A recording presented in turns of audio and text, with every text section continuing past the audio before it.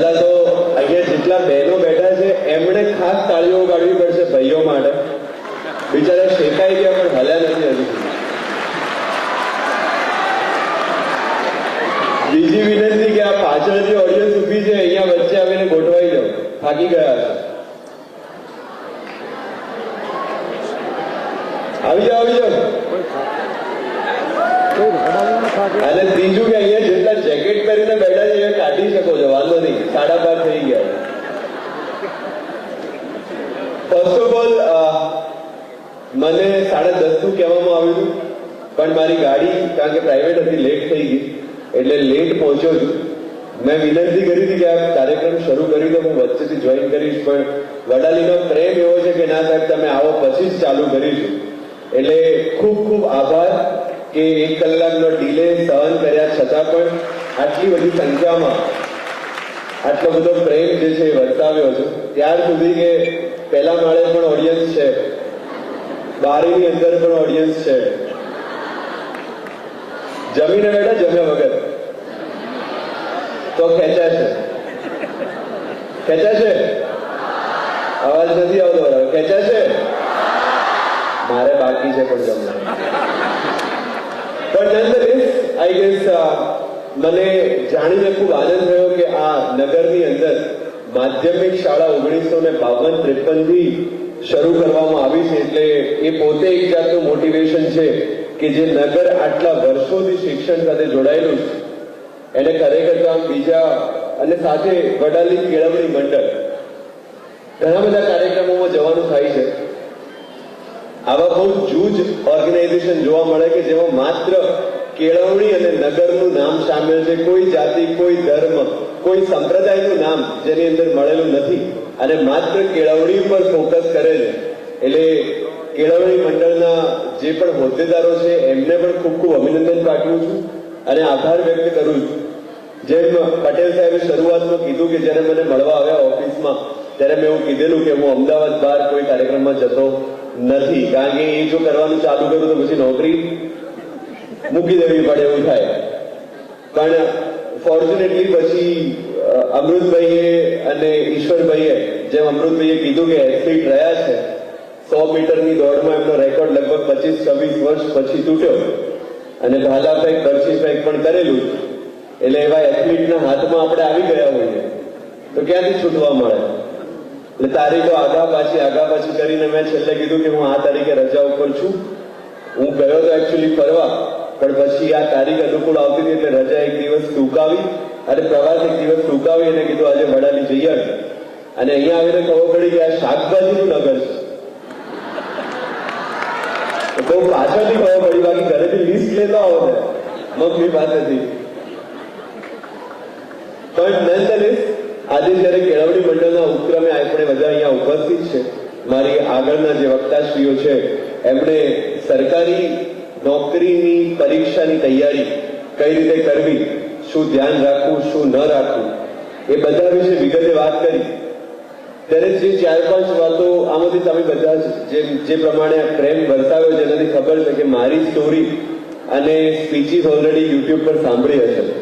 એટલે પુનરાવર્તન દોષ ના થાય એટલે સ્ટોરી મારી થોડી સાઈડમાં રાખીને વિદ્યાર્થીઓ સાથે જે વાત કરવાની એના તરફ આપણે પ્રયાણ કરીએ. પણ એના પહેલા એક નાનો એવો સર્વે કરી નાખીએ કે અહીંયા સેકન્ડરી સ્કૂલ 8, 9, 10 ના વિદ્યાર્થીઓ કેટલા છે? હાથ ઉપર કરજો. Secondary school 8, 9, 10. Okay. Higher secondary 11, 12. Wonderful. College? Okay. અને વાલીઓ કેટલા છે?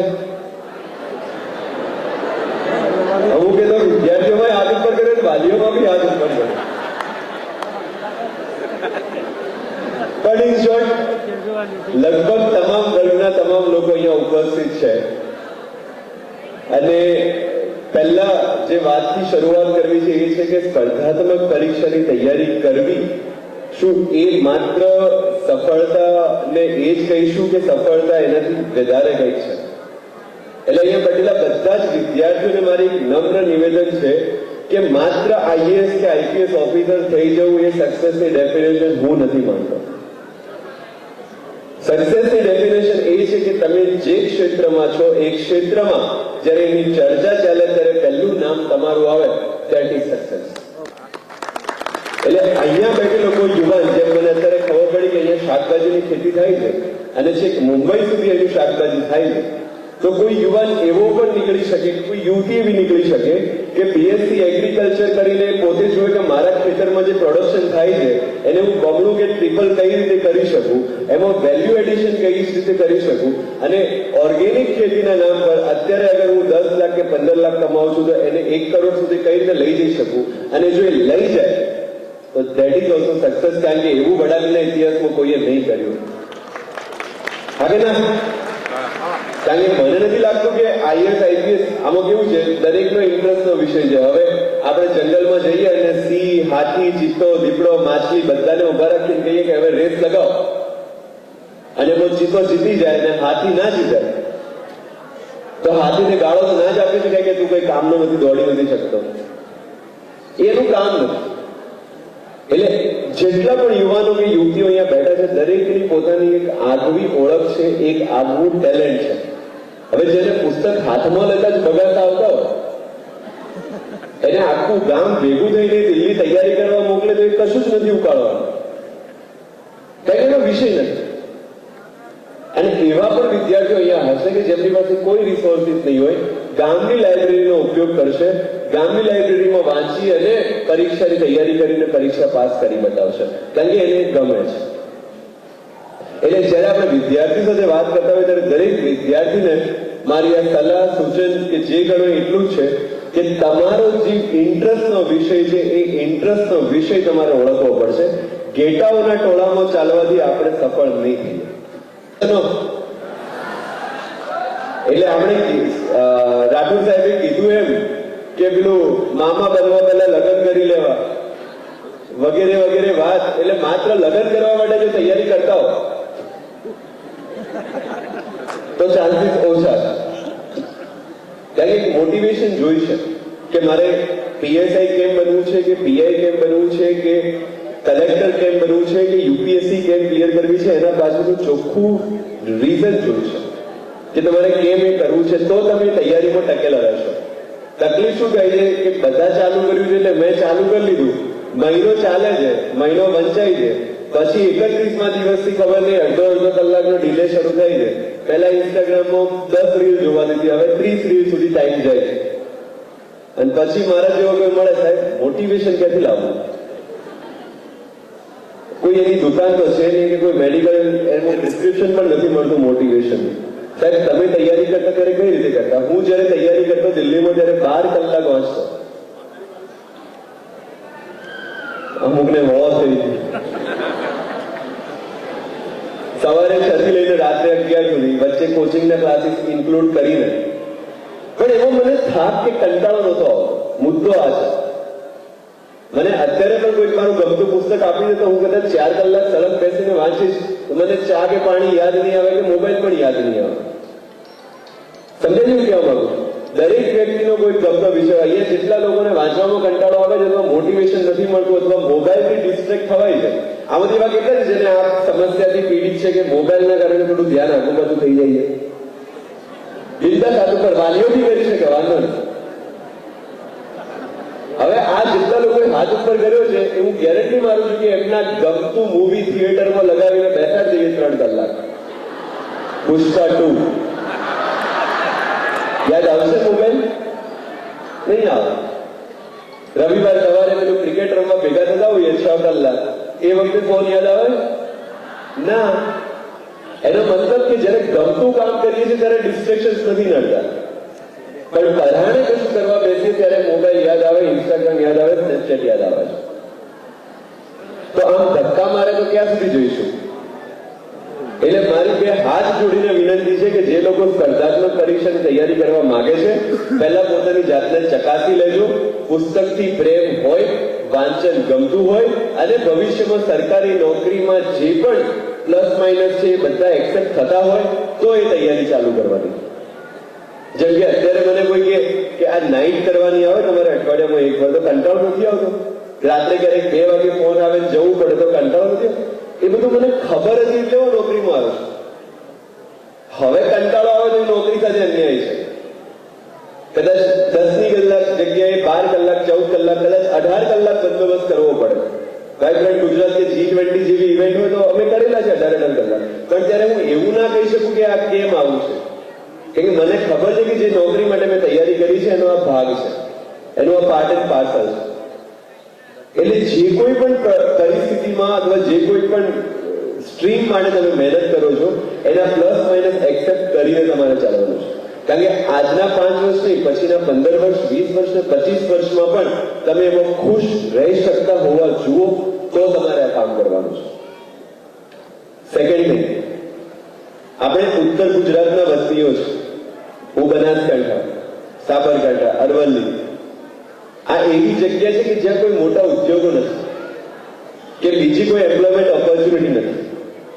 એટલે કોઈ પણ મધ્યમ વર્ગના વિદ્યાર્થીને અથવા ગરીબ વર્ગના વિદ્યાર્થીને પોતાની જિંદગી જો બદલવી હોય તો સરકારી નોકરી જે છે એ બેસ્ટ ઓપ્શન છે.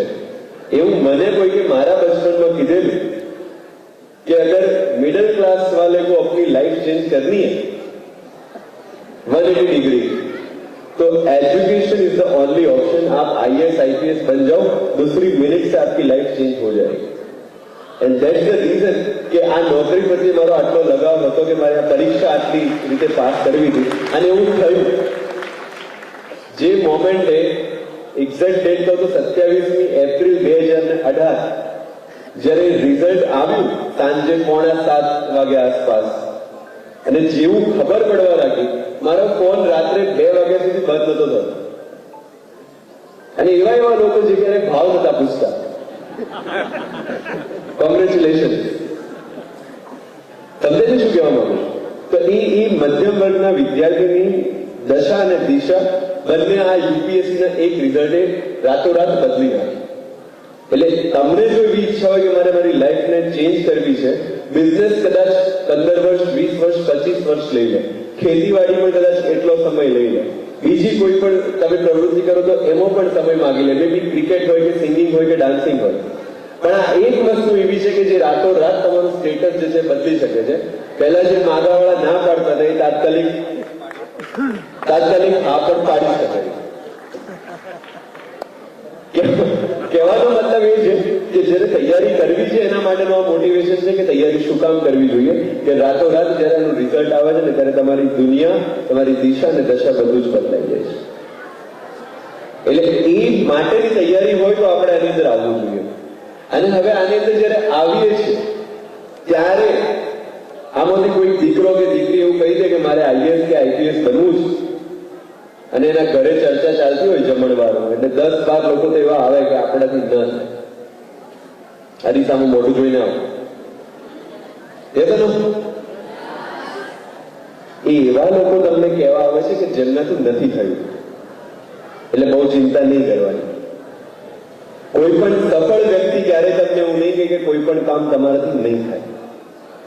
અહીંયા બેઠેલી કોઈ દીકરી એવું કહી દે કે મારે પાયલટ બનવું છે અથવા તો એરોનોટિકલ એન્જિનિયર બનવું છે, એટલે આજુબાજુની 4-5 માસી, ફઈ, દાદી બધા આવે. એ આપણું કામ નથી. લગ્ન કરીને પતિની સેવા કરે. એ એટલા માટે કહે છે કારણ કે આપણે એ જ કર્યું છે. તમે જયારે તૈયારી કરવા લાઇબ્રેરીમાં જશો 12 કલાક, બીકોઝ હું ગામડાથી બિલોંગ કરું છું એટલે હું તમને કહી શકું છું, અગર તમે 10 કલાક 12 કલાક વાંચો છો લાઇબ્રેરીમાં જઈને અને પછી નીકળશો, એટલે પેલું ગણેશજી થઈ ગયા છે મોટા, 4 જણા પાનના ગલ્લા પર બેઠા બેઠા તમને જોશે બી ખરા, મોટો માણસ થઈ ગયો છે. અને એમાં કદાચ બાયચાન્સ એકાદ એક્ઝામ પાસ ન થઈ તો એક ડાઉટ વધી જાય, અને પછી પરિસ્થિતિ આવે કે ભાઈ લાઇબ્રેરી જગ્યાએ પાછો પાનના ગલ્લા ઉપર આવી જાય. આવું થશે. એટલા માટે થશે કે પેલા 4 લોકોથી કઈ નથી થયું અને 5મો જો કઈ કરી જશે તો એમનો ઈગો હર્ટ થઈ જશે. એટલે પ્રયત્ન પૂરેપૂરો કરશે કે તમે લાઇબ્રેરીની જગ્યાએ એમની સાથે પાનના ગલ્લા ઉપર બેસો. યસ નો આવું થાય છે ને? એ બહેનો સાથે પણ થતું હશે ને ભાઈઓ સાથે પણ થતું હશે. આ માનવ જાત છે, માણસનો સ્વભાવ છે. એટલે એનાથી જો તમે અફેક્ટ થયા તો આ એક તકલીફ રહેશે કે તમે પણ ફરીથી એ જ જગ્યાએ આવશો ને પાંચમો છઠ્ઠો કોઈ વ્યક્તિ લાઇબ્રેરીમાં જતો હશે તો એની સામે આંગળી કરવાનું શરૂ કરશો. એટલે એનાથી અફેક્ટ થયા વગર તમારે તૈયારી કરવાની છે. નેક્સ્ટ મુદ્દો સાહેબે જે કીધો કે સ્પર્ધાત્મક પરીક્ષાઓમાં અઢળક કેટેગરીઝ છે. એક યુપીએસસી છે, એક જીપીએસસી ક્લાસ 1 છે, ક્લાસ 2 છે, મામલતદારની અલગ છે, તલાટીની અલગ છે, વનરક્ષકની અલગ છે, એલઆરડીની અલગ છે, પીએસઆઈની અલગ છે. આપણે સૌથી મોટી ભૂલ એ કરીએ છીએ કે જ્યારે તૈયારી શરૂ કરીએ ત્યારે બધી જ એક્ઝામની તૈયારી કરવાનું ચાલુ કરીએ. 2 અઠવાડિયા પછી પેલી છે તો એની બુક્સ લાવીને વાંચી લીધી, 2 મહિના પછી પેલી છે તો એની બુક્સ લાવીને વાંચી લીધી, છેલ્લે ક્યાંય મેળ નથી પડતો. યસ ઓર નો? અને પછી એક માન્યતા એવી કે કલેક્ટર બનવું હોય તો પહેલા મામલતદારની પરીક્ષા પાસ કરો, પછી કે ડેપ્યુટી કલેક્ટર બનો, પછી તમે કલેક્ટર બનશો. અરે પણ એને કલેક્ટર બનવા માટે મામલતદાર બનવું જરૂરી હોય તો પેલા મામલતદાર શું કરતા હતા પછી? સમજે ને શું કહેવા માંગુ છું? આજે યુપીએસસી ની પરીક્ષા મેં પાસ કરી, જીપીએસસી ક્લાસ 1 ની પરીક્ષા મેં પાસ કરી, પણ મને જો તલાટીની પરીક્ષામાં બેસાડવામાં આવે તો હું 100% ફેલ થાવ, ગેરંટી. કારણ કે એનો સિલેબસ અલગ છે, એની રિક્વાયરમેન્ટ અલગ છે. યુપીએસસી નો સિલેબસ અલગ છે, એની રિક્વાયરમેન્ટ અલગ છે. જીપીએસસી નો વિષય આખો અલગ છે. એટલે એક સાથે 2 થી 3 ઘોડા ઉપર બેસવું એનો મતલબ ડેફિનેટલી તમે નીચે પટકાશો, હાડકા તૂટશે. તમે ટાર્ગેટ કરો એક એક્ઝામ, જે પણ તમને ગમતો વિષય હોય. તમને જંગલ ખાતું ગમતું હોય તો ફોરેસ્ટને ટાર્ગેટ કરો, તમને પોલીસ ખાતું ગમતું હોય તો પોલીસની કોઈ પર્ટિક્યુલર પોસ્ટને ટાર્ગેટ કરો, અને તમને રેવન્યુ ખાતું ગમતું હોય તો રેવન્યુની પોસ્ટને ટાર્ગેટ કરો.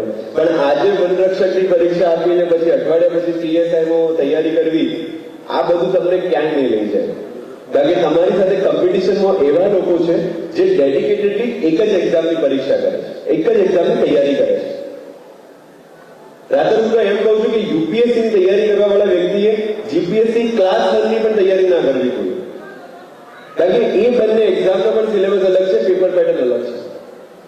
નસીબ હતા મારા કે જીપીએસસી ક્લાસ 1 ની મેં આપી અને પાસ થઈ ગઈ. કારણ કે એ વખતે પેપર ફોર્મેટ ચેન્જ થયું હતું, સિલેબસ ચેન્જ થયો હતો, એના એ વખતના ચેરમેનનો અભિગમ થોડો યુપીએસસી લક્ષી હતો, એના કારણે મારી ક્લિયર થઈ ગઈ. બાકી એ એક્ઝામ માટે મેં 1% પણ એક્સ્ટ્રા એફર્ટ નથી આપ્યું. સવારે પેપર છે, આપીને આવીને પાછું યુપીએસસી નું વાંચવાનું ચાલે. તમે મારા પેપર જીપીએસસી ના જોશો તો તમને હજુ અમુક આન્સર ખાલી મળશે, જગ્યા બ્લેન્ક મળશે, કારણ કે મેં વાંચ્યું જ નથી.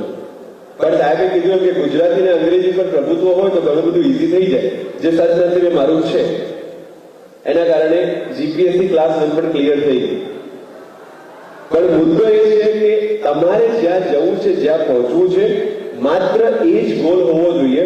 ટુ ધ એક્સટેન્ટ કે હું જ્યારે કોલેજમાં હતો, યુપીએસસી ની પરીક્ષા આપવી છે એવું બહુ નક્કી હતું.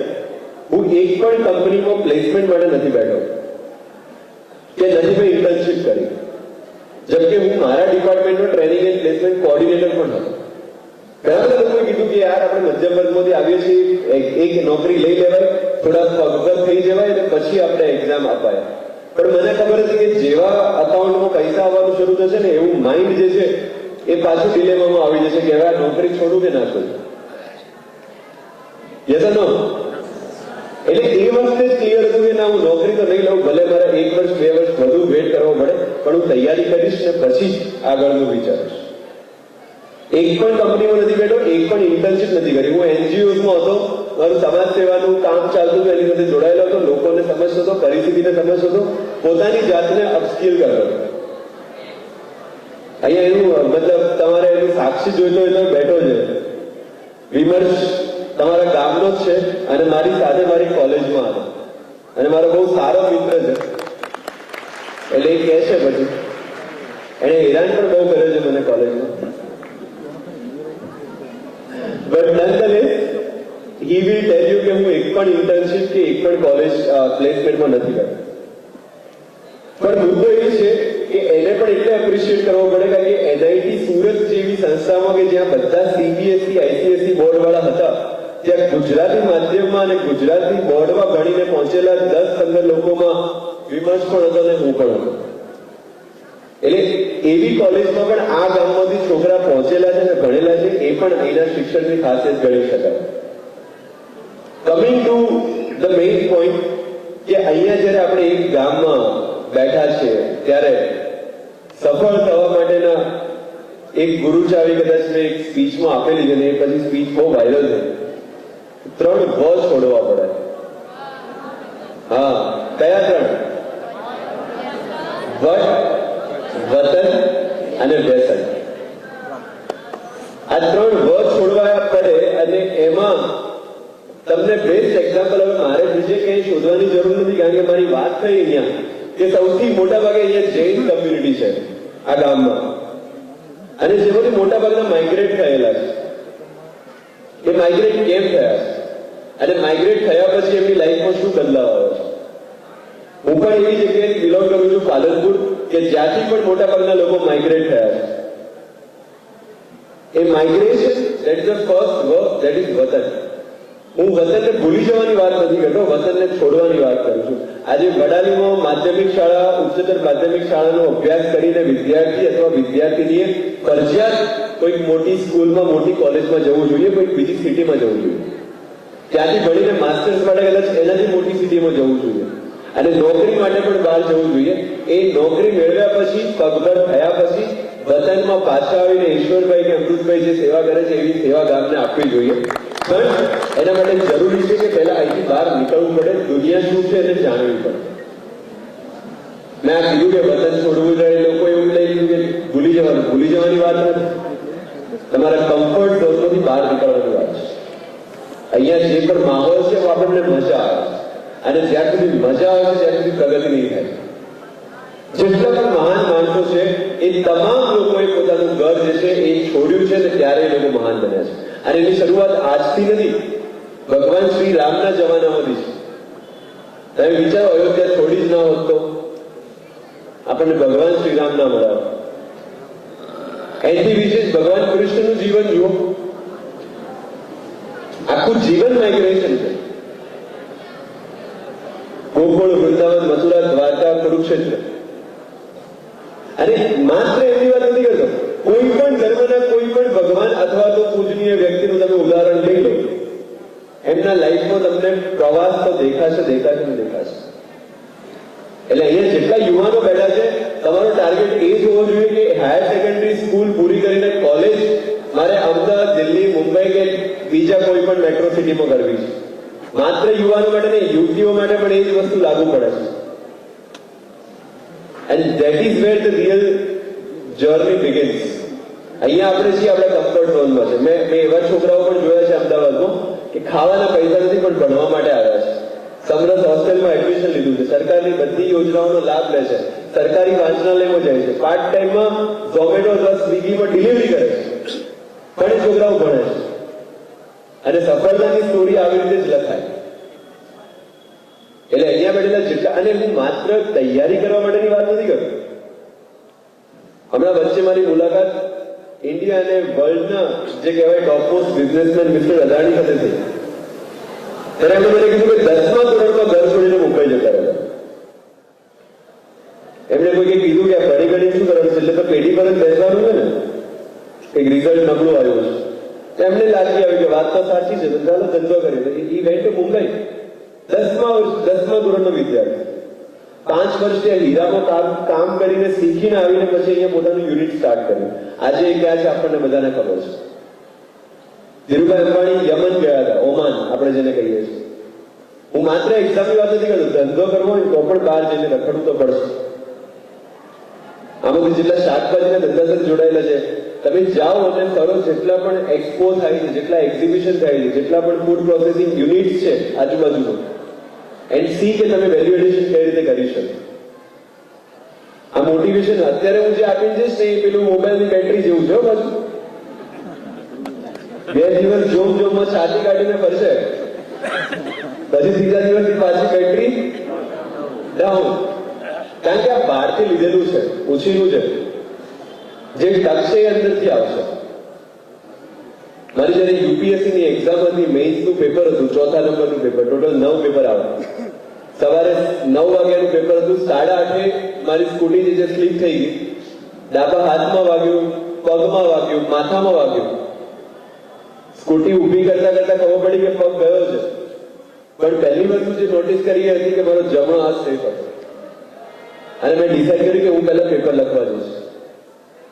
એ પેપર લખ્યું, વચ્ચે ટ્રીટમેન્ટ કરાવી, બપોરનું બીજું પેપર લખ્યું, એવા ટોટલ 6 પેપર લખ્યા. એના પછી MRI કરાવ્યો તો ખબર પડી કે 1.5 મહિનાનો ખાટલો છે. પણ જ્યાં સુધી પેપર ચાલુ છે ત્યાં સુધી એવું થયું નહીં કે મને કઈ થયું છે. મેં મારા એક ઇન્ટરવ્યુમાં કીધું પણ ખરા કે એક્ઝામ का नशा इतना था कि समझ में नहीं आया कि दर्द हो रहा है.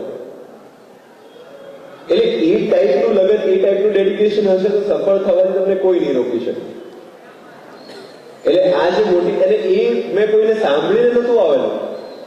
એ હું જયારે પણ રોડ પર જતો ત્યારે લાલ બત્તી વાળી ગાડી નીકળે ત્યારે ગુઝબમ્સ આવી જતા. ત્યારે કલેક્ટર કે એસપી જોવા મળે ને ત્યારે આમ ઇમોશનલ થઈ જવાતું કે અચ્છા આપણે અહીંયા પહોંચવાનું છે. એ કમિટમેન્ટ જો તમારું હોય તમારા ગોલ પ્રત્યેનું, એક ગોલ હજુ કહું છું ફરીથી કે કોઈ પણ હોઈ શકે. કોઈ સારો ડાન્સર બની શકે, કોઈ સારો સિંગર બની શકે, કોઈ સારો ક્રિકેટર બની શકે. ઇન્ડિયાના જેટલા ક્રિકેટર છે એમની હિસ્ટ્રી પણ તમે જોજો, કોઈ ગામમાંથી જ આવ્યા છે, પણ એ ધીરે ધીરે આગળ વધતા ગયા અને કંઈક કરતા ગયા. એટલે અહીંયા જેટલા પણ લોકો બેઠા છે દરેકનો પોતાનો એક પોટેન્શિયલ છે. એ પોટેન્શિયલ જો તમે યુઝ કરશો તો ડેફિનેટલી તમે કોઈ એવી જગ્યાએ પહોંચશો કે દુનિયા તમને પૂછતી થશે. અને દુનિયા ત્યારે જ પૂછશે જ્યારે તમે કંઈક હશો, કંઈક બનશો. એના સિવાય તો પછી મેળ નથી પડતો. Yes or no? And last but not the least, આપણા બધાના હાથમાં અત્યારે એક ડિવાઇસ છે. બધા એવું કહે છે કે આજની યુવા પેઢી મોબાઈલના કારણે બગડી રહી છે. મેં તો વડીલોને બગડતા જોયા છે. રીલ્સ અને ટિકટોક ને યુટ્યુબ શોર્ટ્સમાં એક કારણ મારું એવું છે વ્યક્તિગત કે દરેક પેઢીને પોતાની પાછળની પેઢી કામ વગરની અને આગળની પેઢી બગડેલી જ લાગે.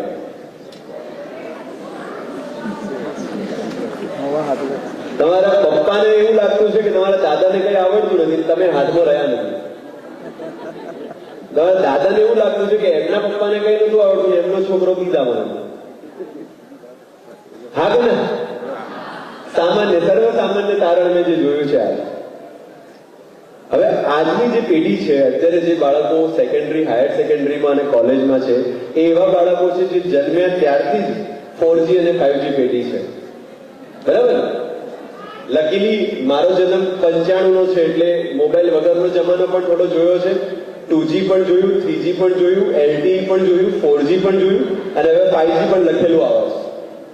પણ આમાંથી ઘણા બધા એવા છે જેમણે શરૂઆત 3G 4G થી કરી છે. હા કે ના? અને પછી એવું કહેવામાં આવે કે તમારે મોબાઈલથી દૂર રહેવું, તો હું એવું માનું છું કે એક ભૂલ ગણાશે. કોઈ પણ ગેજેટ, કોઈ પણ ટેકનોલોજી, કોઈ પણ ફેસિલિટી એ હંમેશા એના ડબલ સાઈડ હોય, એનો ફાયદો પણ હોય અને એનું નુકસાન પણ હોય. આજે રેલવે જતી હોય તો આપણે એવું કહીએ કે રેલવે પસાર કરીશું તો રેલવેથી ફાયદો થશે, પણ તમે રેલવેના ટ્રેક પર જઈને સુઈ જાવ તો પછી કહો કે રેલવે નુકસાન કરે છે. એવું આનું પણ છે. અને જેટલું ફાયદા માટે વાપરી શકો એટલું વાપરો.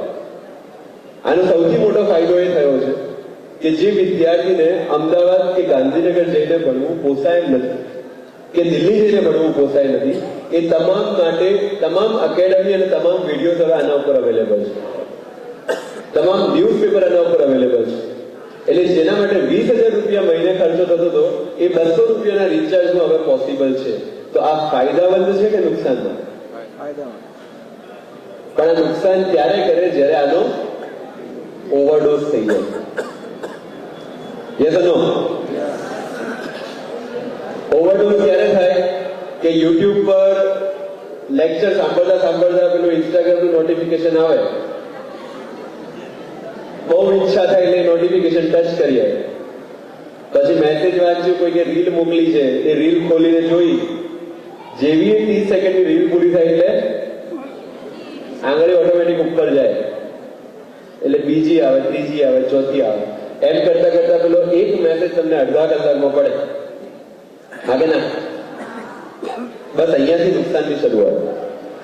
એટલે તમે જયારે મોબાઈલ ફોન વાપરો છો ત્યારે તમારી પાસે બહુ ક્લિયર હોવું જોઈએ કે પહેલી વસ્તુ કે આ ઇન્સ્ટાગ્રામ અને વોટ્સએપના નોટિફિકેશન બંધ હોવા જોઈએ. નોટિફિકેશન બંધ હોવા જોઈએ, કારણ કે નેટ યુટ્યુબનો વિડીયો જોવા માટે તો ઇન્ટરનેટના કારણે નોટિફિકેશન તો આવશે, પણ અગર મેં સંયમ રાખીને નોટિફિકેશન બંધ કરી દીધા છે અને માત્ર 1 કલાકના વાંચન પછી હું નોટિફિકેશન ખોલીને જોઉં તો મને નુકસાન થવાની શક્યતા ઓછી. Yes no? સેકન્ડ થિંગ કે બની શકે ત્યાર સુધી પુસ્તકનો ઉપયોગ કરો, જ્યાં શક્ય નથી ત્યાં જ ડિજિટલ સ્ક્રીન અથવા તો મોબાઈલનો ઉપયોગ કરવાનો છે.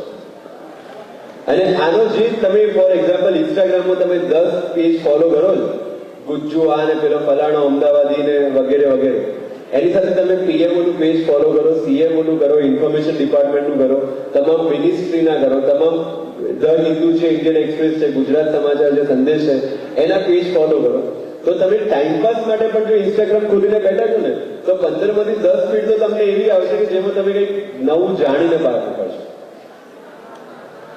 Yes no?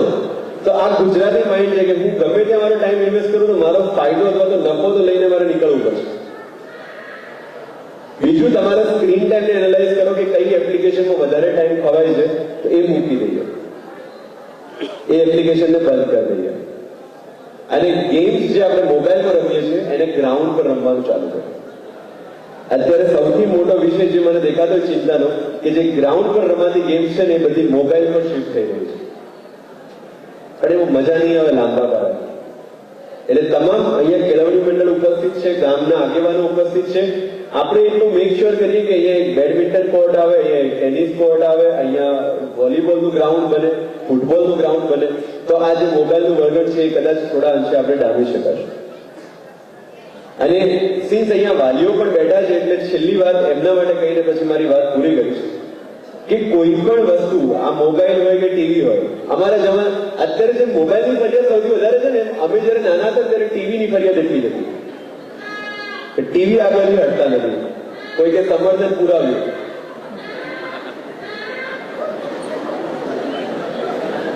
અતિશય ખુશી થઈ છે ભાઈને, જે પણ હોય. મારું પણ એવું હતું કે 9મા ધોરણ સુધી ટીવી ચાલુ હોય ને તો જ લેસન થાય, બાકી લેસન નથી થતું. એટલે આ ફરિયાદ કન્ટિન્યુઅસ છે. પહેલા ટીવીની હતી, હવે મોબાઈલની છે, આગળ એકબીજાની આવશે, પણ ચાલુ રહેશે. પણ કહેવાનો મતલબ એ છે કે જયારે હું દિલ્હીમાં તૈયારી કરતો હતો ત્યારે આ ફોન મારા ડેસ્ક પર જ હતો, પણ કોઈ પણ નોટિફિકેશન વાગે કે ફોન આવે, ઉપાડો કે ન ઉપાડો એ નિર્ણય હું હંમેશા કરતો. તમે જોશો મારું ઇન્સ્ટાગ્રામ કે ફેસબુક, તમને 2016ની પોસ્ટ પણ મળશે, 17ની પણ મળશે ને 18ની પણ મળશે, જયારે હું તૈયારી કરતો હતો. એનો મતલબ કે મેં બંધ નતું કર્યું સોશિયલ મીડિયા, પણ મને ખબર હતી કે મારે ક્યારે વાપરવું ક્યારે ના વાપરવું. પણ હાલ એક સામાન્ય નિત્યક્રમ શું બની ગયો છે કે નાનું બાળક હોય 3 વર્ષનું અને એ જમતું ના હોય,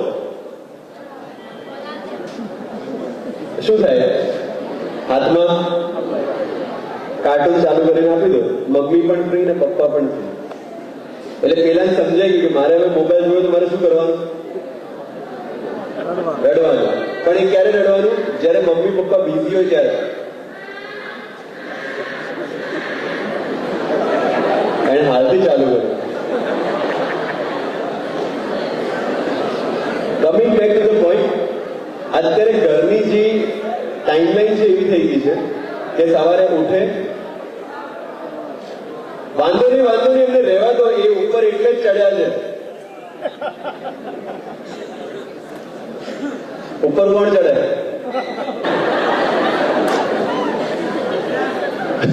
ના, આપણે નામકરણ નથી કરવું.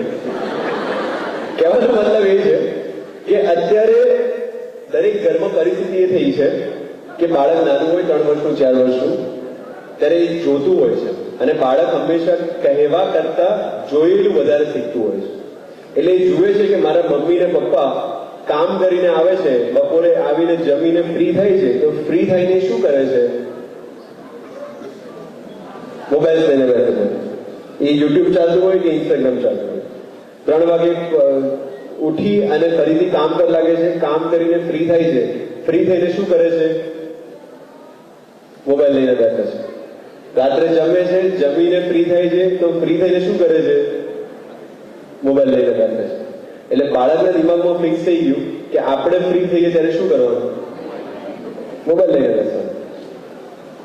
અને એ જ એક્સપેરિમેન્ટ જો તમારે રિવર્સ કરવો હોય તો તમે રિવર્સ કરો કે મમ્મી પપ્પા ફ્રી થઈને ટીવી કે મોબાઈલની જગ્યાએ બાળક સાથે ટાઈમ સ્પેન્ડ કરે છે, અથવા કોઈ પુસ્તક લઈને બેસે છે અથવા ન્યૂઝપેપર લઈને બેસે છે, તો એ બાળક પણ સમજી જશે કે મારે ફ્રી થઈને આમાંથી કંઈક કરવાનું છે. આ તો એ 8-9 વર્ષનો થાય એટલે પાપા કહે જ્યાં માવો લઈ આવો. આગે ના. અને એ ઉંમરમાં છે ને બાળકો માટે એમના હીરો એમના મમ્મી પપ્પા છે.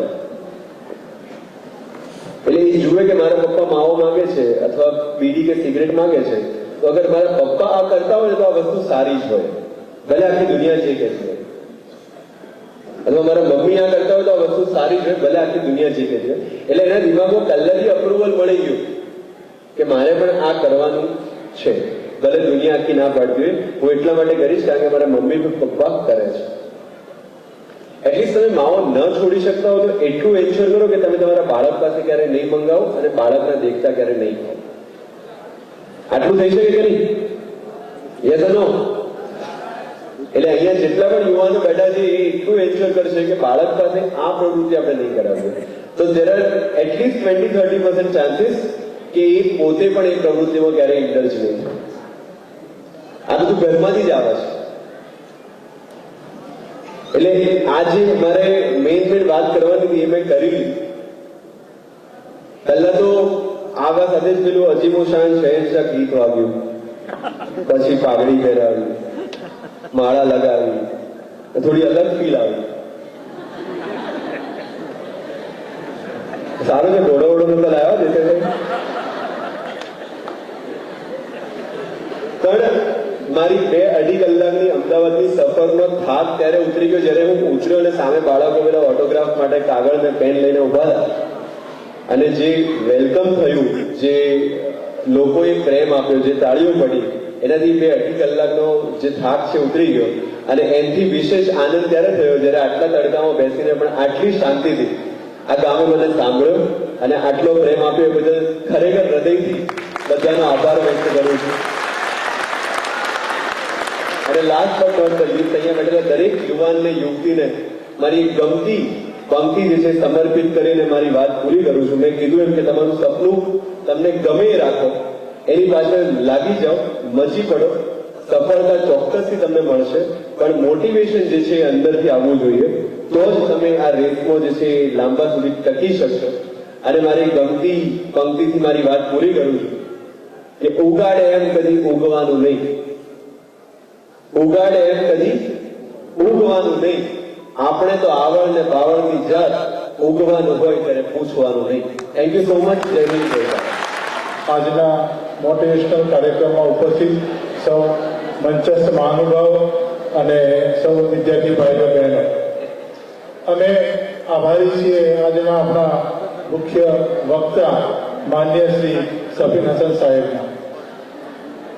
સમય ન હોવા છતાંય આપણા આમંત્રણને માન આપી તે ઉપસ્થિત રહી સાહેબ શ્રી આપણને લાભાન્વિત કર્યા છે. એવા આજના મુખ્ય વક્તા સફીન હસન સરનું આ પ્રસંગે હું હાર્દિક આભાર માનું છું. આજના આપણા બીજા વક્તા ડોક્ટર બીસી રાઠોડ સાહેબ અધ્યાપકીય કારકિર્દી સાથે જોડાયેલા અને બધો જ જે બાયોડેટા છે લઈને આવેલા, સરસ વિશ્લેષણ પણ પેલા ડેટાનું એમને કરી આપ્યું. એવા રાઠોડ સાહેબને પણ આ પ્રસંગે વડાલી કેળવણી મંડળ અને આપ સૌથી હાર્દિક આભાર માનું છું.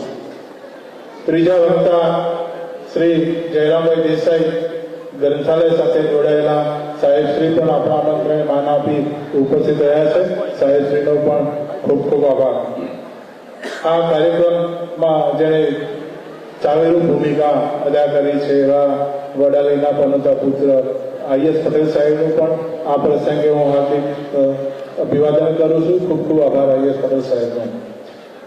આ કાર્યક્રમ જેમના થકી થઈ શક્યો છે એવા 4 જે દાતાઓ છે, શ્રી નટુભાઈ પરમાર, ઋતુરાજ પટેલ, વાઇસ ચેરમેન સાવરડેરી, કનુભાઈ પટેલ અને રમેશભાઈ સગલનું પણ આ પ્રસંગે હું હાર્દિક આભાર માનું છું.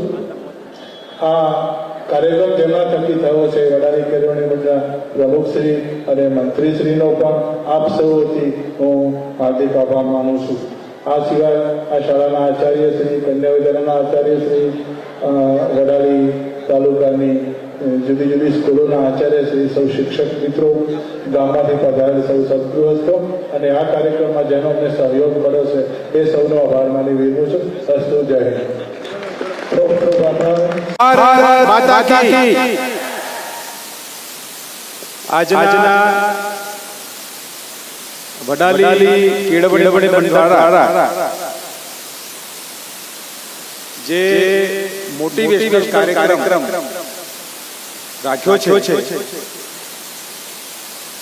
અને આ કાર્યક્રમના મુખ્ય વક્તા ગણો, મુખ્ય ઉદ્ઘાટક ગણો કે આપણા સૌના માર્ગદર્શક ગણો એવા માન્ય શ્રી સફી હસન સાહેબનો અમે બાયોડેટા જોયો છે. સફી હસન સાહેબ એવું કે સાહેબ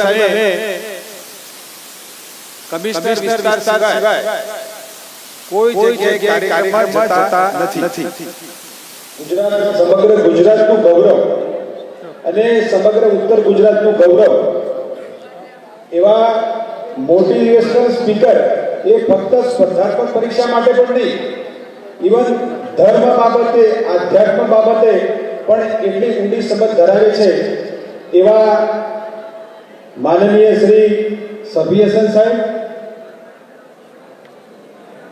અક્ષર એકેડેમી કે જે ગુજરાતમાં નામાંકિત એકેડેમી છે કે જે સ્પર્ધાત્મક પરીક્ષાઓ સાથે અને એના માર્ગદર્શન માટે સંકળાયેલી છે. આ સંસ્થાના ડાયરેક્ટર માન્ય મુરબ્બી શ્રી રાઠોડ સાહેબ,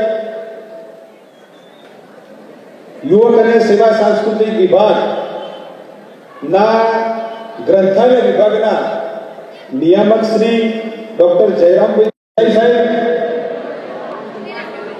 આ સંસ્થાના પ્રમુખ અને અમારા બધાના માર્ગદર્શક અને પ્રદેશ બીજેપીના વર્ષો સુધી હોદ્દેદાર રહ્યા, જિલ્લાનું પણ સુકાન સંભાળ્યું એવા માન્ય મુરબ્બી આદરણીય શ્રી તકસીબી સાહેબ, એવા જ મુરબ્બી માન્ય અમૃતભાઈ સાથે મારા ખૂબ નજીકના સંપર્કો છે અને આ સંસ્થાને હમણાં જ સફી હસન સાહેબ સાથે હું વાત કરતો હતો ત્યારે મેં વાત કરી કે સાહેબ આ સંસ્થા એક ગૌરવશાળી સંસ્થા હતી. આ ગૌરવશાળી સંસ્થાની પ્રગતિની આ બે જોડી થઈ, એક પ્રમુખ થયા તકસીબી સાહેબ અને એક અમૃતભાઈ દેસાઈ કે જે મંત્રી તરીકે વર્ષોથી આ સંસ્થાને અને સંસ્થાના બાળકો માટે કે ઇવન ગામ માટે કે આ વિસ્તાર માટે પ્રગતિ માટે ખૂબ કામગીરી કરી છે એવા મારા પરમ આદરણીય મિત્ર. અને આજે હું ઘણા લોકોને ખબર નહીં હોય કે અમૃતભાઈ સાહેબ છે એ યુનિવર્સિટીના જનરલ ચેમ્પિયન હતા અને 100 મીટર દોડ અને બરછી ફેંકમાં ગુજરાત પ્રદેશમાં એમનો પ્રથમ ક્રમાંક આવતો હતો. એવા મારા દોડવીર મિત્ર માન્ય મુરબ્બી શ્રી અમૃતભાઈ સાહેબ, બીજા મારા મિત્ર નટુભાઈ પરમાર સાહેબ કે જેવા પ્રદેશ મોરચાના હોદ્દેદાર છે એવા શ્રી નટુભાઈ પરમાર સાહેબ,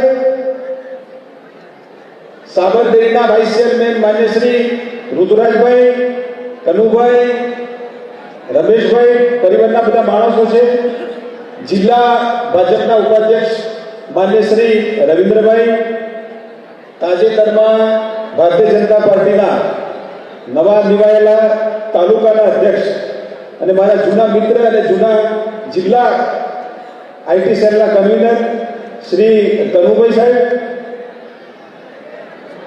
જૂના આચાર્યશ્રીઓ, તમામ સંસ્થાઓ, સ્કૂલોના કોલેજોના આચાર્યશ્રીઓ, જૂના બીજેપીના પદાધિકારીઓ, ડાયસ પર બિરાજમાન સૌ કાર્યકર્તાઓ, આગેવાનો, મારા મિત્રો, પત્રકાર મિત્રો અને મારી સામે બેઠેલા સૌ શિક્ષકગણ, આગેવાનો અને મારા વાલા બાળકો અને પત્રકાર મિત્રો,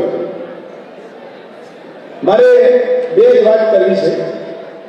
એક તો સફી હસન સાહેબે આપણા કાર્યક્રમમાં આવવા માટે હા પાડી એટલે આપણે વડાલી કેળવણી મંડળ વતી હું સાહેબનો ફરી એકવાર એમનો આભાર માનું છું. આ તબક્કે હું આ સ્કૂલનો વિદ્યાર્થી છું અને આ સ્કૂલ સાથે, આ વિસ્તાર સાથે, આ જિલ્લા સાથે, ઇવન સમગ્ર રાજ્ય સાથે ખૂબ રીતે સંકળાયેલો છું. અને તમે ગણી શકો કે હું આ વડાલીનો એક બાળક છું. બાળકના નાતે મને તમે સન્માન અહીંયા આપ્યું એ બદલ હું વડાલી કેળવણી મંડળનો ખૂબ ખૂબ આભાર વ્યક્ત કરું છું. હું તમારી સમક્ષ અત્યારે વાત એ કરવા માંગુ છું, એક જ વાત મારા મુદ્દાની કરવી છે કે જે બાળકો, હું આ સ્કૂલમાં જ્યારે ભણતો ત્યારે તોફાની સ્ટુડન્ટ હતો, તો મને બધા ટીચર એવું કહેતા કે ભાઈ આને કોઈ ભેંસો ચારવા પર રાખશે નહીં. પરંતુ તમારા મગજમાં અથવા તો તમે કોઈ પણ નાના કુટુંબમાંથી આવતા હો, નાના પરિવારમાંથી આવતા હો, ઇવન તમારે 11મા ધોરણ કે 12મા ધોરણ અથવા 10મા ધોરણમાં અથવા કોલેજમાં 35%ના પણ તમે સ્ટુડન્ટ હો, એમ છતાં જો તમે ફર્મ ડિટર્મિનેશન હોય તમારી પાસે કે મારે આ બનવું છે અથવા તો મારે આ પ્રાપ્ત કરવું છે, તો ઓટોમેટિક તમારો એ માર્ગ પ્રશસ્ત કુદરત કરતી હોય છે. એટલે આવેલા કોલેજના બધા વિદ્યાર્થીઓ કે સ્કૂલના જે વિદ્યાર્થીઓ 11-12ના વિદ્યાર્થીઓ છે અને વાલીઓ પણ અહીંયા ઉપસ્થિત છે, તો મારે વધુને કહેતા એક જ વસ્તુ કરવી છે કે જે બાળકો પોતે નક્કી કરે કે મારે આ બનવું છે તે 100% બની શકે છે અને બધી વ્યવસ્થાઓ સરકારમાં છે. બીજી વાત મારે સરકારની કરવી છે. આપણા દેશના વડાપ્રધાન અને ગુજરાત રાજ્યના તત્કાલીન મુખ્યમંત્રી નરેન્દ્રભાઈએ જે સ્પર્ધાત્મક પરીક્ષાઓ જે લેવાય છે, જે બોડીઓ છે, દાખલા તરીકે જીપીએસસી હોય, અત્યારે હાલમાં યુપીએસસી છે અથવા તો ગૌણ સેવા છે, તો આ બધાની જે પરીક્ષાઓ લેવાય છે એમાં મોટાભાગના ગ્રામ્ય વિસ્તારમાં લોકોને એવી વ્યવસ્થા, એવું માઇન્ડમાં એવું સેટ હોય છે કે ભાઈ આ તો લાગવગથી જ લોકો નોકરી લેતા હોય છે. આજે હું તમને આ જાહેર સ્ટેજ પર કહું છું કે સરકારે એવી વ્યવસ્થા કરી છે કે ગામડાના નાનામાં નાનો બાળક, નાનામાં નાનો સ્ટુડન્ટ જ્યારે એપ્લિકેશન કરે ત્યારે એ દાખલા તરીકે મની ઓર્ડર કરતા હોય તો ફી પડતા હોય, તે 100 રૂપિયા અથવા તો 200 રૂપિયા પોતે ડીવાયસપી બની શકે, એ ડેપ્યુટી કલેક્ટર બની શકે, સરકારી રજિસ્ટ્રાર બની શકે જિલ્લાનો. એટલે તમારે કોઈ ચિંતા કરવાનું કારણ નથી. અત્યારે હાલનો જમાનો નોલેજનો છે, જ્ઞાન શક્તિનો સમય છે. Knowledge is power. તમારી પાસે જેટલું જ્ઞાન હશે એટલા તમે આગળ વધશો. હવે આજના તબક્કે આપણે બધાએ સફિયસન સાહેબને સાંભળવાના છે, એટલે મારી વાણીને વિરામ આપું છું. મારું જે તમે સ્વાગત કર્યું છે એ બદલ હું ખૂબ ફરીથી એકવાર કેળવણી મંડળનો આભાર માનું છું. જય હિન્દ, જય ભારત. મિત્રો, મને વડાલી કેળવણી મંડળ વડાલી તરફથી અત્યારે ઉપસ્થિત રહેવાનું આમંત્રણ મળ્યું એ બદલ હું મંડળનો આભાર વ્યક્ત કરું છું. મારે કોઈ ફોર્માલિટી નથી કરવી, મારે વાત કરવી છે એટલી મંચસ્થ મહેમાનો, અત્રે ઉપસ્થિત આ તાલુકાની જનતા અને મારા વાલા વિદ્યાર્થીઓ, વાત એવી છે મારી કે સારા પુસ્તકને મિત્ર બનાવો. કારણ એવું છે કે હું એક જ્ઞાન મંદિરનો પૂજારી છું. એટલે સારા પુસ્તકને મિત્ર બનાવો.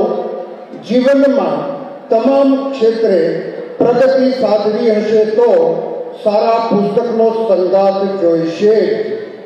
હમણાં ગત માસે હું અમેરિકામાં હતો તો મેં 4 રાજ્યોની મુલાકાત લીધી અને ત્યાં આગળ મેં લાઇબ્રેરીઓ જોઈ. તો લાઇબ્રેરીઓમાં જે વાંચનની વ્યવસ્થા છે અથવા તો જે વાચકોને વાંચન પ્રત્યેનો રસ છે, એના ઉપરથી મેં એવો એક સર્વે નક્કી કર્યો કે 4 રાજ્યોમાં ફર્યા પછી કે આ દેશ આટલો બધો આગળ કેમ છે. આ દેશ આટલો બધો વિકાસ કેમ કરે છે, આ દેશના આટલા બધા વ્યક્તિઓનો વિકાસ કેમ છે, તો એની પાછળનું કારણ એવું જાણવા મળ્યું કે ત્યાં આગળ વાંચન પ્રવૃત્તિનો વિશેષ વ્યાપ વધેલો છે. દરેક લોકો વાંચે છે. મિત્રો, એક તમને સ્ટીવ જોબની એક વાત કરું તો સ્ટીવ જોબ એનું એક જીવન ચરિત્ર એના એક નિકટના મિત્ર નિક બિલ્ટને લખેલું છે અને અત્યારે તો ગુજરાતીમાં અવેલેબલ છે. તમારે બધાએ વાંચવાની ખૂબ તાતી જરૂરિયાત છે. એણે એવું લખ્યું છે કે ભાઈ આ પુસ્તકમાં નિક બિલ્ટન એના બહુ મિત્ર હતા. એટલે સ્ટીવ જોબને કીધું, સ્ટીવ જોબે એકવાર આમંત્રણ આપ્યું કે મારી ઘરે જમવા પધારો. ફેમિલી સાથે જમવા ગયા ત્યારે બિલ્ટન, એના પત્ની અને એનું એક સંતાન, 3 જણા સ્ટીવ જોબની ત્યાં જમવા જાય છે. અને જમતા જમતા સ્ટીવ જોબના બંને બાળકો, એક 13 વર્ષની એની પુત્રી અને 11 વર્ષનો પુત્ર, અને બંને પતિ પત્ની 4, અને આ 3 જણા બિલ્ટનના પરિવારના 7 જણા જ્યારે જમવા બેઠા હતા ત્યારે એને બિલ્ટને એક પ્રશ્ન પૂછ્યો કે આ બાળકોને કયો આઈફોન આપે છે?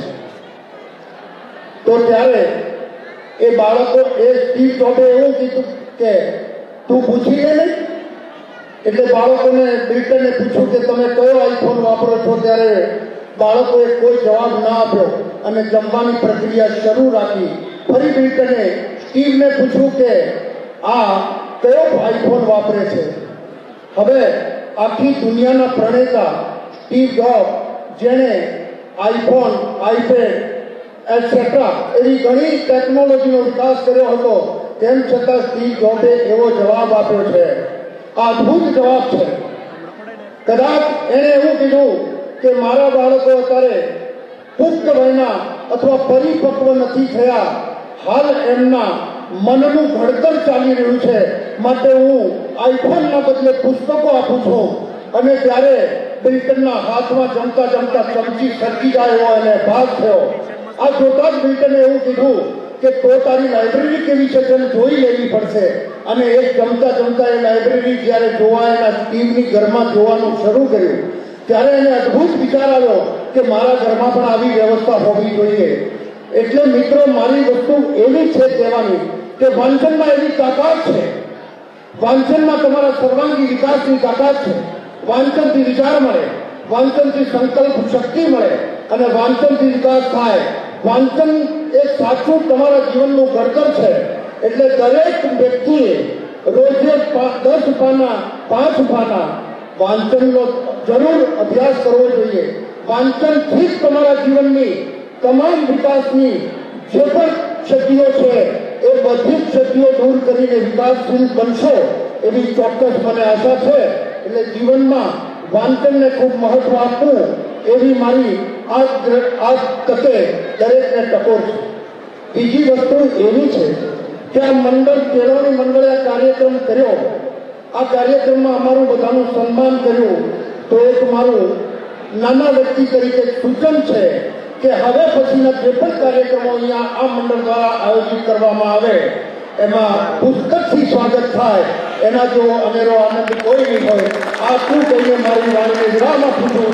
જય હિન્દ, જય ભારત, જય ગુજરાત. મંચસ્થ મહાનુભાવોને નમસ્કાર, વંદન અને શુભ શ્રોતાજનો. મિત્રો, માઇકમાં એવું જાદુ હોય છે કે એની આગળ કોઈ ઊભો થાય એટલે પછી ટાઈમનું ભાન ના રાખે. હું તમારો ટાઈમ બિલકુલ બગાડીશ નહીં. મિત્રો, મારે તમને વડાલી વિશેની એક વાત કરવી છે કે વડાલીને ચાઇનીઝ ભાષામાં શું કહેવાય ખબર છે કોઈને? તમને એમ થશે કે બીસી રાઠોડને ચાઇનીઝનો ચય આવડતો નથી ને ગપ્પા મારે છે. મિત્રો, ઈસવીસન 640માં હુએન સંઘે વડાલીની મુલાકાત લીધી હતી અને ચાઇનીઝ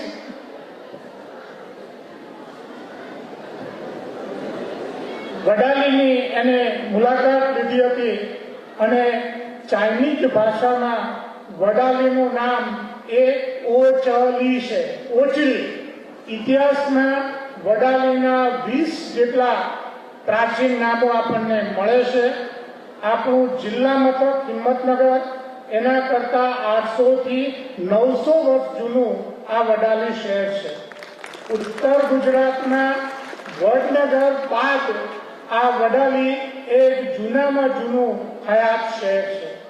અને બીજી વાત, ગુજરાતના 33 જિલ્લાઓમાં હું અહીંયા આવ્યો છું એટલે વખાણ કરું છું એવું નહીં, પણ મારો પ્રિય જિલ્લો હોય તો સાબરકાંઠા જિલ્લો છે. મિત્રો, હમણાં થોડાક સમય પહેલા જ સાબરકાંઠા જિલ્લાનો મેં વિડીયો મૂક્યો છે સોશિયલ મીડિયામાં. એની મેં વાત કરી છે.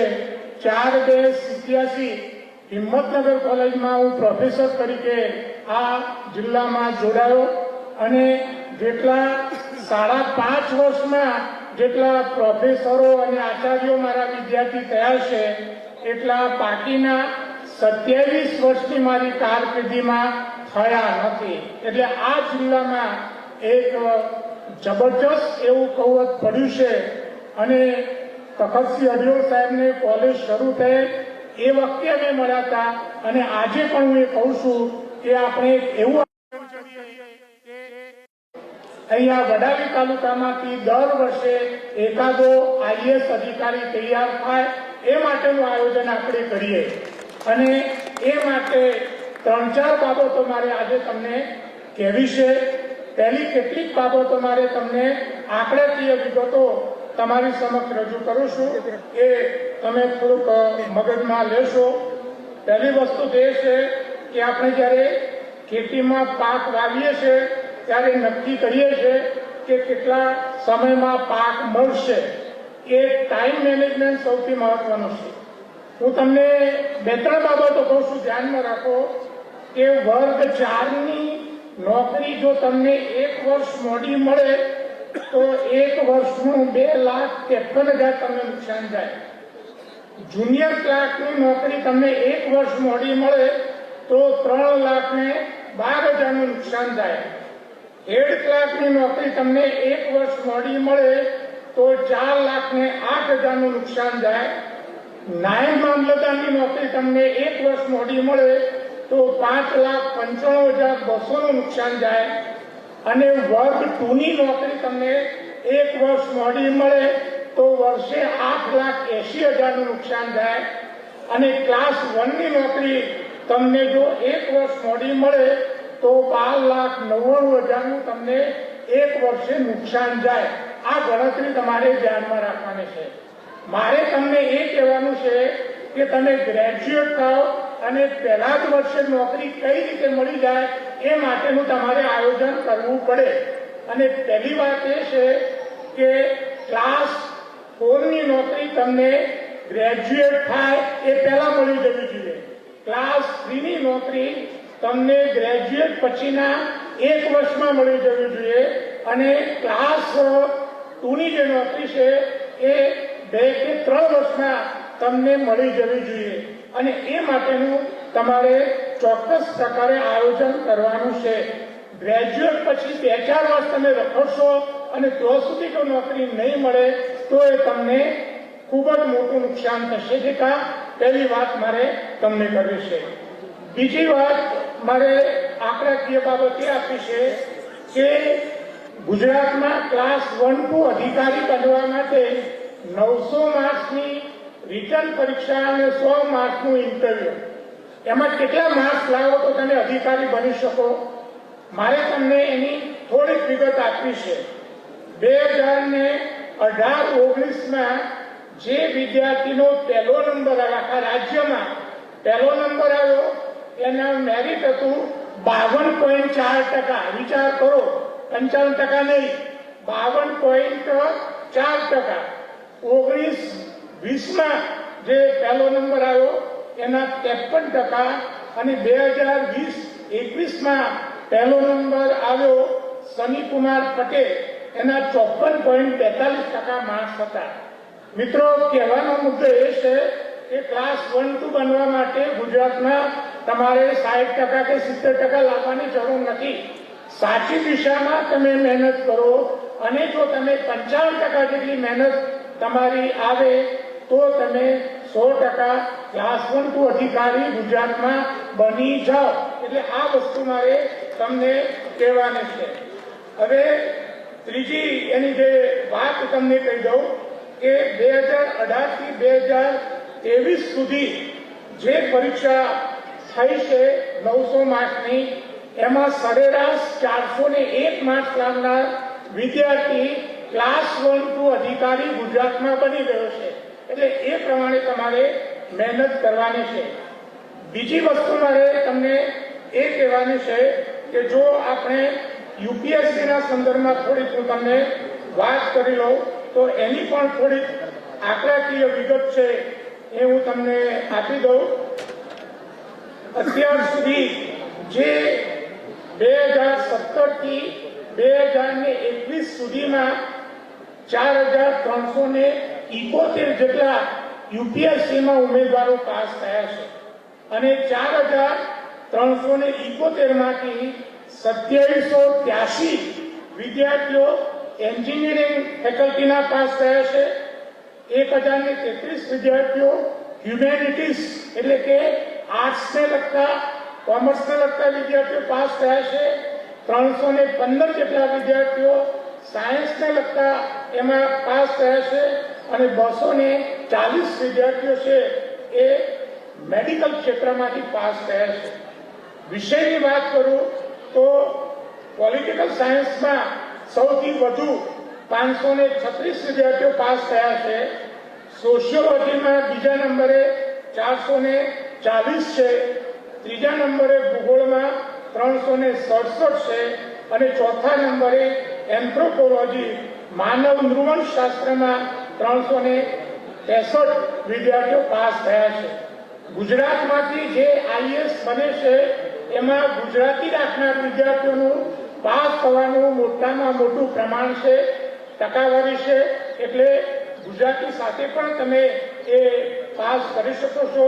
થોડીક બીજી વિગત કમ્પેરિઝનની વાત કરું તો 1951 થી 2021 સુધીમાં ઉત્તર પ્રદેશમાંથી 717 જેટલા યુપીએસસી, બીજા નંબરે બિહારમાંથી 512, ત્રીજા નંબરે રાજસ્થાનમાંથી 312 જેટલા પાસ થયા છે. ચોથા નંબરે તામિલનાડુમાં 318. ગુજરાતનો નંબર 110 થી 10માં આવતો નથી. આપણે એ માટેના પ્રયાસ કરવાના છે. મધ્યપ્રદેશ 10મા ક્રમાંકે છે, 183 જેટલા પાસ થયા છે. હવે આપણે સ્પર્ધાત્મક પરીક્ષામાં પાસ થવા અંગેની કેટલીક જે વિગત છે એ હું તમને કહી દઉં. પણ મોટી વિગત એ છે કે ગુજરાતમાંથી જો તમારે સ્પર્ધાત્મક પરીક્ષા પાસ કરવી હોય તો 2-4 બાબતો તમે એની ગાંઠ વાળો. પહેલી બાબત એ છે કે તમારું બાળક જો અંગ્રેજી મીડિયમમાં ભણતું હોય તો ઘરે ગુજરાતીના ટ્યુશનની વ્યવસ્થા કરાવજો. આ વસ્તુ બરાબર ધ્યાનમાં રાખો. અને જો તમારું બાળક ગુજરાતી મીડિયમમાં ભણતું હોય તો ઘરે અંગ્રેજીના ટ્યુશનની વ્યવસ્થા કરાવજો. જો તમારે ગુજરાતમાં વિદ્યાર્થીઓને પરીક્ષા પાસ કરાવી છે તો આ વસ્તુ છે એ બરાબર ધ્યાનમાં રાખજો.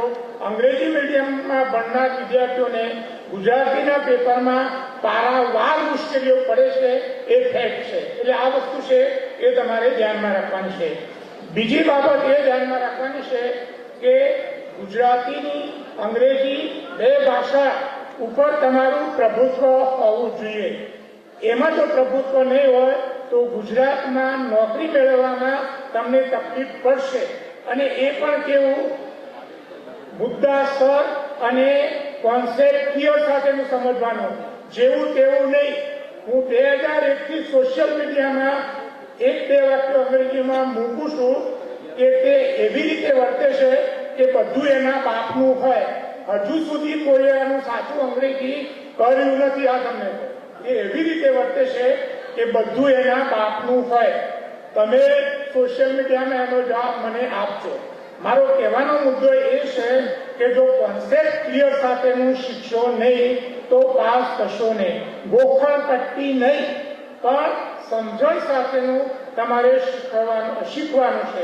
એ પછી ગુજરાતી હોય કે અંગ્રેજી હોય. અને ગુજરાતી, અંગ્રેજી અને ગણિત માટે શીખવા માટેનો એનો સાચો ક્રમ છે. એ ક્રમે તમે શીખો તો તમને આવડશે, નહીતર આવડશે નહીં. એક ઉદાહરણ આપું.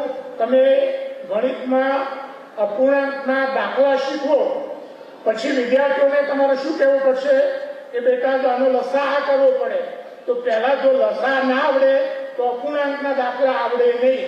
એવું જ અંગ્રેજીમાં છે. તો એ અંગ્રેજીનો જે શીખવાનો જે ક્રમ છે એ ક્રમ તમે શીખી લો. ગુજરાતી, અંગ્રેજી, મેથ્સ અને રિઝનિંગ આ વિષયો છે એ દરરોજનો તમે એક ટોપિક શીખો. અને હું તો તમને એટલે સુધી કહીશ કે તમે આ મેથડ અપનાવશો તો કોઈ જગ્યાએ ટ્યુશનમાં જવાની જરૂર નથી. પણ એ કામ નિયમિત રીતે તમારે કરવાનું છે, એ તમારે ધ્યાનમાં રાખવાનું છે. સ્પર્ધાત્મક પરીક્ષામાં પાસ થવા માટેની એક બીજી મહત્વની બાબત એ છે કે તમારી પાસે મલ્ટી ડિસિપ્લિનરી નોલેજની અપેક્ષા રાખવામાં આવે છે. હું જ્યારે સ્કૂલમાં ભણતો હતો ત્યારે એક અંગ્રેજીના શિક્ષકે નોટિસ બોર્ડ ઉપર કંઈક લખ્યું હતું. એટલે મેં એમનું ધ્યાન દોર્યું કે સાહેબ આ જોડણી ખોટી છે. તો એમનો જવાબ હતો કે હું કેમ ગુજરાતીનો શિક્ષક છું, હું તો અંગ્રેજીનો શિક્ષક છું. આવું કરશો તો ચાલશે નહીં. તમે કોમર્સમાં ભણતા હશો અને એમ કે તમારે ગુજરાતી શું કામની, કે અમારે અંગ્રેજી શું કામનું, બંધારણ શું કામનું, તો પાસ થવાશે નહીં. સ્પર્ધાત્મક પરીક્ષામાં મલ્ટીલિંગ્વલ ડિસિપ્લિન જોઈએ. જે બધા જ વિષયો છે એ બધા જ વિષયોમાં તમારી તૈયારી હોવી જોઈએ. મારી કેટલીક જે ફોર્માલિટી મીન્સ ફરી પાસ થવાની જે સક્સેસ ફોર્મ્યુલા છે એની બે ચાર વાત કરી દઉં તો પાસ થવા માટે હું 5T ની વાત કરું છું. ફર્સ્ટ છે ટી, ટાર્ગેટ, લક્ષ્ય. નક્કી કર્યા વગર કોઈ બસમાં બેસાય નહીં.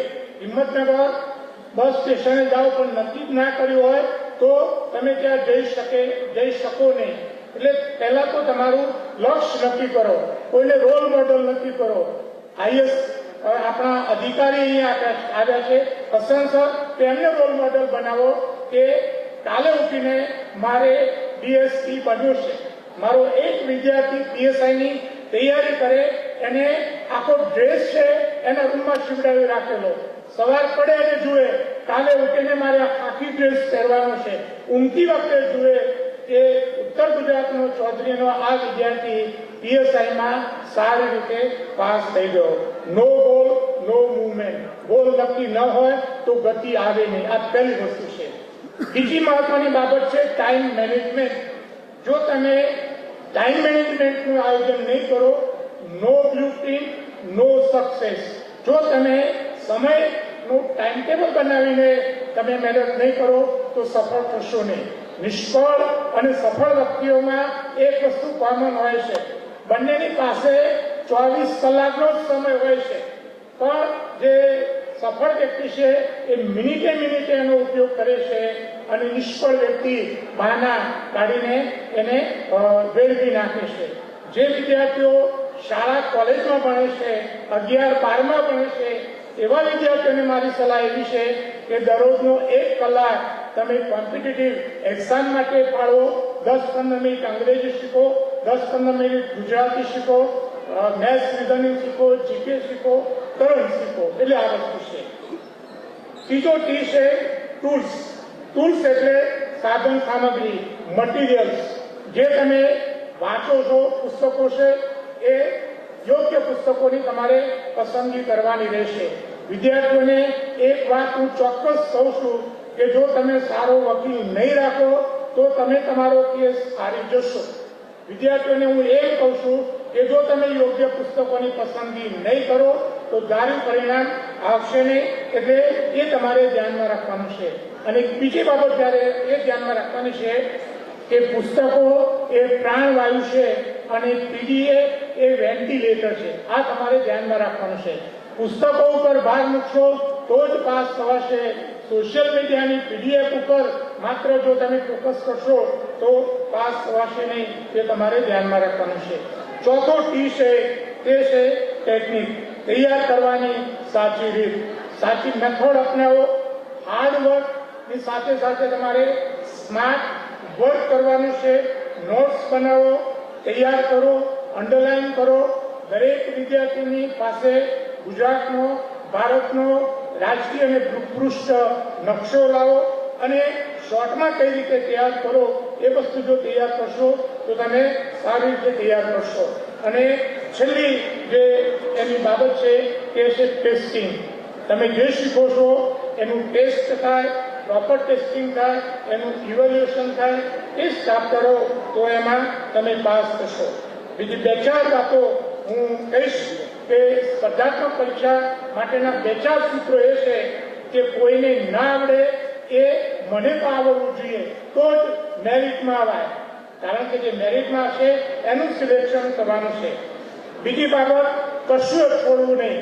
કેટલીક વાર એવું કહેતા હોય કે ભાઈ રિઝનિંગ ના ફાવતું તો છોડી દેવાનું, પણ કશું છોડવાનું નહીં.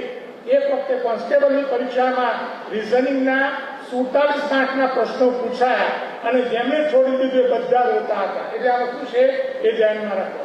ત્રીજી બાબત છે, પરીક્ષા જાણે કે કાલે જ લેવાની છે એ રીતે તૈયાર કરો. હજુ તો તારીખ જાહેર થઈ છે કેવો વાંચવાની એવું નહીં. ચોથી બાબત એ છે કે હાથમાં ઓર્ડર આવે ત્યાં સુધી મહેનત કરો. પરીક્ષા પૂરી થાય ચોપડા મૂકી દેવાના નહીં. એટલે આ વસ્તુ છે એ ધ્યાનમાં રાખો. ગોખણ પટ્ટીને સાચી સમજણ, પ્રેક્ટિસ મેક્સ એ મેન પરફેક્ટ. તમારી જે પ્રેક્ટિસ કરશો તો એમાં તમને 100% સફળ મળશે.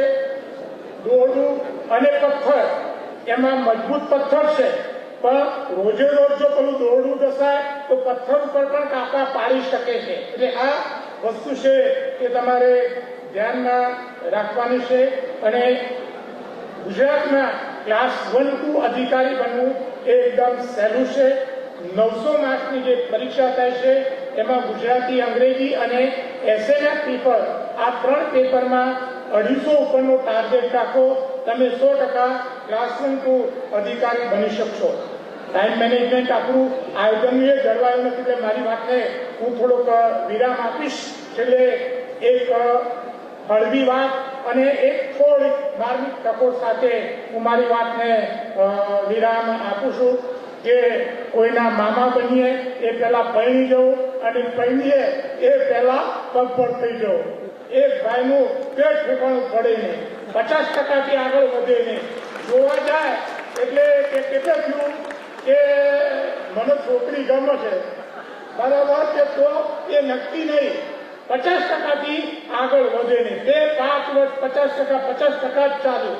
પછી છેલ્લે એને એવું થયું કે ચાલો ને આપણે જે પહેલા જોઈ હતી એને હા પાડી હતી ત્યાં જઈએ. એટલે ત્યાં એ પેલો જોવા ગયો એ ગામે ત્યારે બેન હતી એને કહ્યું કે બેટા જો તારા મામા આવે છે. એટલે કોઈના મામા થઈએ એ પહેલા પરણી લેવાનું અને પરણીએ એ પહેલા પગભર થઈ જવાનું. જીવનમાં સુખી થવાની આ મારી સલાહ છે. અને છેલ્લે એક શેર કહીને મારી વાત અને બીજી વાત હું જાહેરમાં અહીંયા કહેવા માંગુ છું કે તખતસિંહ હરિઓમ બાપુને તો વડાલી કોલેજ શરૂ થઈ ત્યારે પણ અમે મળ્યા હતા અને આજે પણ હું સાહેબ આપને આશ્વાસન આપું છું કે આપણે પરીક્ષાની તૈયારી કરતા એવા જ વિદ્યાર્થીઓને અને આપણી શાળાના શિક્ષકોને અહીંયા બોલાવોને આપણે એવું આયોજન કરીએ કે દર વર્ષે 5 વર્ષ પછી, અત્યારે નહીં, દર વર્ષે વડાલી તાલુકામાંથી એક આઈએસ થાય એ માટે હું તમને બધી જ રીતે મદદ કરીશ.